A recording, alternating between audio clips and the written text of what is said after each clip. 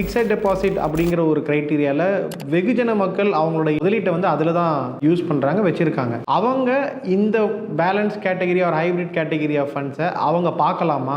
உங்களோட புரிதல் அதில் என்ன? அவங்க என்ன மாதிரி வாய்ப்பை இழக்கிறாங்க? இதுக்குள்ளே வர்றதுக்கு முன்னாடி அக்ரெசிவ் ஹைப்ரிட் ஃபண்ட்ஸில் ஒரு 14-15% வரையிலும் ரிட்டர்ன் கொடுக்கும். ஸோ மல்டி அசெட்டில் 14க்கு பதிலாக ஒரு 13-12% ரிட்டர்ன் வரும். ஸோ கன்சர்வேட்டிவாக ரொம்ப கொஞ்சம் பேலன்ஸ்டாக விளையாடுற பேலன்ஸ்ட் அட்வான்டேஜ் ஃபண்டில் ஒரு 12-10% வரையிலும் ரிட்டர்ன் வரும். இப்படி தான் ரிட்டர்ன்ஸ் இருக்கும். ஏன்னா அதுக்கேற்ற மாதிரி ரிஸ்க் எடுக்கிறாங்க, அதுக்கேற்ற மாதிரி ரிட்டர்ன் கிடைக்குது. நம்ம அப்படியே எஃப்டிக்கு வந்தோம். எஃப்டியில் உங்களுக்கு 7-8% தான் ரிட்டர்ன். டாக்ஸேஷனும் ரொம்ப ஜாஸ்தி. டாக்ஸேஷனை பொறுத்தவரைக்கும் எஃப்டியில் அவங்களோட டாக்ஸ் பிராக்கெட்டுக்கு என்ன ஸ்லாபோ இப்போ 30%னா அதே 30% உங்களோட பேங்க் எஃப்டிலேருந்து வந்து இன்ட்ரெஸ்ட்டுக்கு நீங்கள் டாக்ஸ் கட்டி ஆகணும். முன்னாடி சொன்ன மாதிரி ஈக்விட்டிக்கு டாக்ஸேஷன் ரொம்ப கம்மி. 20% ஷார்ட் டேர்முக்கு சொன்னோம், லாங் டேர்முக்கு 12%. ரிட்டர்னும் ஜாஸ்தி, 8 இங்கே இருக்குது, மற்ற இடத்துல 10, 12, 15ன்னு போயிட்டுருக்கு. டாக்ஸேஷனும் கம்மி.